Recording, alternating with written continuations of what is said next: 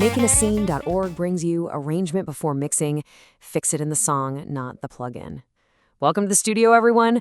We've literally all been there, right? Sitting in that producer's chair, lukewarm, coffee in hand, just staring at a screen full of waveforms at 2 in the morning. You've got tracks stacked on top of tracks, and you're desperately trying to squeeze this massive, radio-ready sound out of your indie setup. But today, we're going to talk about a hard, gritty truth of music production, and honestly, it could completely change your workflow for good.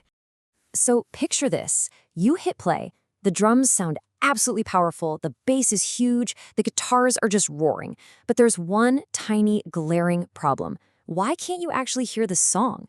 The lead vocal is completely buried. The bass and the kick drums sound like they're wrestling in a dark basement, and you've got 3 guitar parts fighting over the exact same notes. This is what Makingascene.org brilliantly calls the plug-in pileup. You know the drill. You reach for an EQ, then a compressor, then maybe a stereo widener, and then you pull up something with a glowing tube graphic that has the word vintage in its name.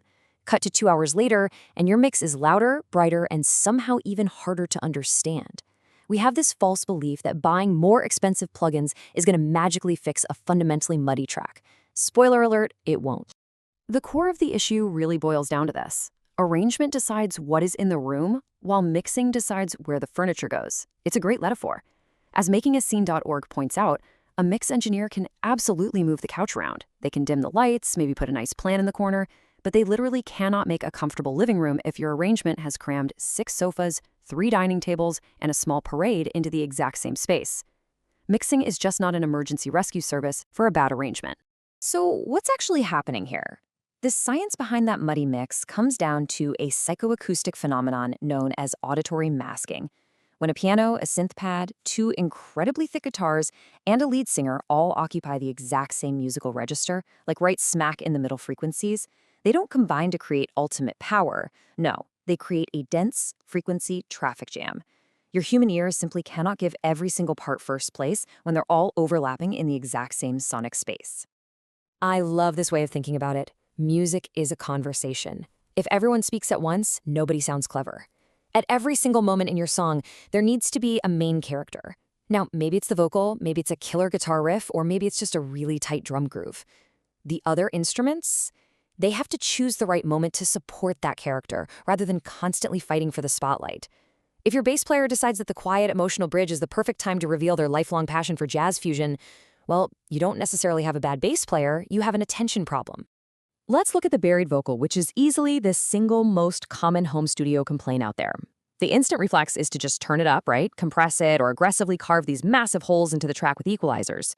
But Makingascene.org suggests trying something completely different. Try muting a competing guitar part, or alter the piano chord voicing so it plays higher up on the keys, out of the singer's way. You will be absolutely amazed at how instantly that buried vocal is revealed when it finally has actual musical space to breathe rather than just raw volume. All right, let's talk about the low end for a second, because we seriously need some couples therapy between the kick drum and the bass. The key factor we're looking at here is sustain, literally how long a sound continues after it begins. If your kick drum has this massive, deep, long tail, and your bass guitar is holding long, deep subnotes at the exact same time, they are going to totally crowd each other out. They end up ruining the physical power of the track. Sometimes the biggest, fattest bass tone isn't actually the best bass tone for the song. They need complementary roles, like pairing a short, punchy kick with a longer, smoother bass note. There's a fantastic rule of thumb here. 2 elephants do not become graceful simply because you pan one slightly to the left. We so often think we can cheat our way out of a crowded arrangement by just panning things super wide in stereo. But stereo panning cannot and will not replace real musical space. If those frequencies are overlapping, they're going to collapse into one giant, muddy gray block the second your listener hears it in mono. Which, by the way, happens all the time on smart speakers or in clubs. Ah, yes, the keyboard that ate the mix. Modern virtual instruments sound absolutely incredible these days. They really do. You pull up a synth patch, and it sounds like the birth of a new planet right in your headphones. It is so incredibly seductive to hit that solo button and just admire it. But beware, choosing a massive reverb-soaked patch just because it sounds mind-blowing in solo is a complete trap. Because in the context of your actual song, that massive cloud of sound is going to swallow your singer whole. It's not powerful. It's just expensive fog. So how do we actually avoid creating this 4-guitar gray cloud? Well, it requires some calculated arrangement decisions. You've got to give them distinct musical roles. Try having one play a higher or lower inversion. You can mix long ringing chords on one track with a short rhythmic pattern on another. Let one guitar specifically answer the vocal lines, or honestly, even better, just keep one completely silent until the chorus hits. And hey, this exact same trap applies to background vocals too. While they can definitely create lift and emotion, they can so easily become this very polite but totally impenetrable wall. If you just copy and paste double and triple harmonies on every single word throughout the entire song, you end up stripping the lead singer of their storytelling power. Instead of feeling like an intimate story, it just sounds like your lead singer is frantically shouting over a choir rehearsal. You might be wondering then, how do we make a chorus actually explode?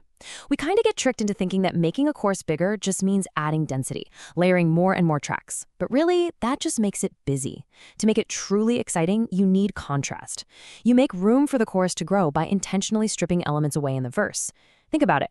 If your first verse already features full drums, 2 guitars, a synth pad, and percussion, your chorus literally has nowhere left to go. You know, there's a massive psychological barrier for a lot of producers when it comes to track counts. We have to remember, silence is not an empty track. When we have access to unlimited digital tracks, we start to fear silence. We see it as this terrifying void that absolutely must be filled with, 3 layers of tambourines.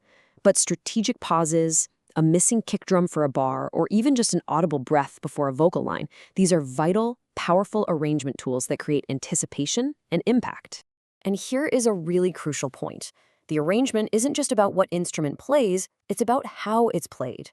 Performance is arrangement. The specific way a musician attacks their instrument is so vital to clarity. Think about a softly played hi-hat versus a fully bashed open hi-hat, or a sharply articulated piano versus a really smooth, sustained one. Even a singer consciously leaving a gap for the band to answer versus filling every single second with words.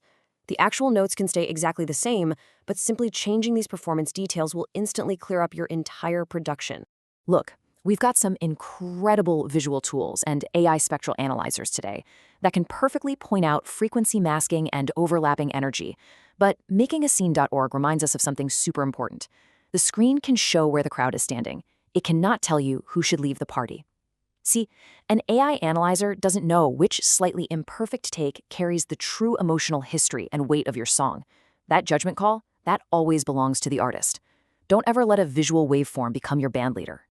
Okay, so let's get really practical. Here is a pre-mix checklist you can use today. Before you touch a single mixing plugin, conduct an arrangement check. First, lower your listening volume. At a quiet level, you aren't being fooled by loud playback excitement. Second, identify the focal point of the section.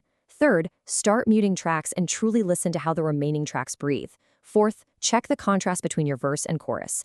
And finally, give every single layer a clear job. Focus entirely on basic balance and core emotion before anything else. Speaking of giving things a job, what actually constitutes a valid musical job? Well, adds movement in the second verse, that's a job. Answers the vocal after the second line, also a great job. You know what is definitely not a musical job? Was difficult to record, so we are keeping it. Holding onto a track simply because it took you 3 agonizing hours to get right is a classic emotional trap, and honestly, it will absolutely ruin your mix. So why does all of this matter so much at the end of the day? Because clear arrangements save you time, and they save you money. Clearing up the arrangement before you mix saves you hours of frustrating tweaking, which directly protects an indie artist's budget. And beyond the studio, it means you are building a song that actually translates to a scalable live show. You won't find yourself utterly dependent on a laptop running 37 backing tracks just to make your song sound recognizable on stage. And this really ties into the core philosophy over at makingascene.org. It's a mindset. Build before you beg. Own before you rent. Create systems before chasing miracles. The old music industry basically trained artists to wait for rescue, to wait for a label, to wait for some viral moment, or to wait for a magic plugin to rescue a bad song. Gaining true creative control means building clarity directly into the song yourself right from day one. I kind of want to leave you with a bit of seasoned producer tough love here. Buying another monthly subscription masking tool is not the answer to your muddy mix.